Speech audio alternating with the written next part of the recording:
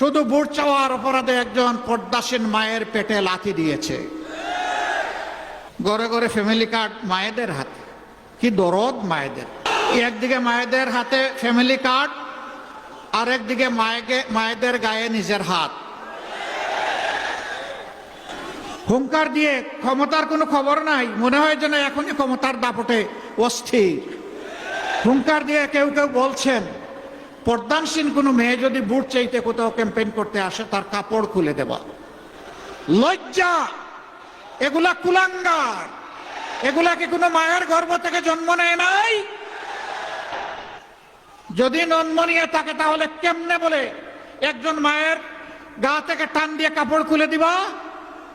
আপনারা দেখেছেন শুধু ভোট চাওয়ার অপরাধে একজন পর্দাসীন মায়ের পেটে লাথি দিয়েছে। মায়ের মর্যাদা কখন শিখবা? পরিবার কোনো ভদ্রতা শিখায় নাই? সবাই তো একজন মায়ের পেট থেকে দুনিয়া এসেছি। আমি তাদের প্রতি অনুরোধ করব, আগে নিজের মাকে সম্মান করতে শেখো, নিজের বোনকে সম্মান করতে শিখো, নিজের প্রিয়তমা স্ত্রীকে সম্মান করতে শিখো, নিজের মেয়েকে সম্মান করতে শিখো। তাহলে বাংলাদেশের 9 কোটি মাকে তোমরা সম্মান করতে পারবা। মনে রাখবা, জুলাইয়ের আন্দোলন এমনি এমনি সফল হয় নাই। 15 জুলাই যখন ঢাকা বিশ্ববিদ্যালয়ে আমাদের কলিজার টুকরা মেয়েদের গায়ে হাত দেওয়া হয়েছিল, সেদিনই বাংলাদেশ জ্বলে উঠেছিল। মায়ের সন্তানেরা সব সহ্য করতে পারে, কিন্তু মায়ের অপমান বরদাস্ত করতে পারবে না। এরপরে আমরা কি দেখলাম? চূড়ান্ত মুহূর্তে 4 তারিখ অনেক মা সরাসরি রাস্তায় নেমে এসেছেন, পানি আর খাবার দেওয়ার জন্য নয়, সরাসরি প্রতিবাদ এবং লড়াই করার জন্য।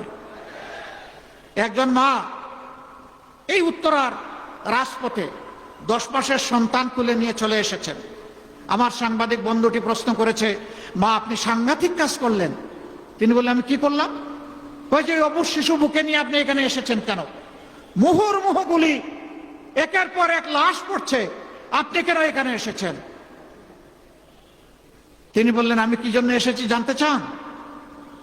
আমি এসেছি শহীদ হওয়ার জন্য। সন্তান আমার একটা নয়। আজকে বাংলাদেশের প্রত্যেকটি রাজপথে যতটা তরুণ তরুণী নেমেছে, সবগুলো আমার সন্তান। আমি তাদেরকে সাহস জোগাতে এসেছি। আমি জোগাতে এসেছি যে মারা কাপুরুষ নয়, তারা ভয় পায় না। তোমরা লড়ে যাও, অন্যায়ের সামনে মাথা নত করবে না। তোমরা নিজে মাথা উঁচু করে প্রয়োজনে শহীদ হও, আর এই জাতের মাথা উঁচু করে দাও। সেই মাকে অপমান করেন। সেই মায়েরা ঢাকা বিশ্ববিদ্যালয়ের রাজপথে লড়াই না করলে অনেকের আজকে চিৎকার দেওয়ার সুযোগ হতো না, হুমকি দেওয়ার সুযোগ হতো না। জেলে একসাথে ছিলাম অনেকের সাথে, অনেকে হিসাব করছিলেন 29 সালের নির্বাচন নিয়ে। 26 সালের নির্বাচনে এসে এখন হুঙ্কার দিচ্ছেন, আমার মাকে অপমান করছেন। জোড় হাতে অনুরোধ করি, তওবা করে এই কাজ থেকে ফিরে আসুন।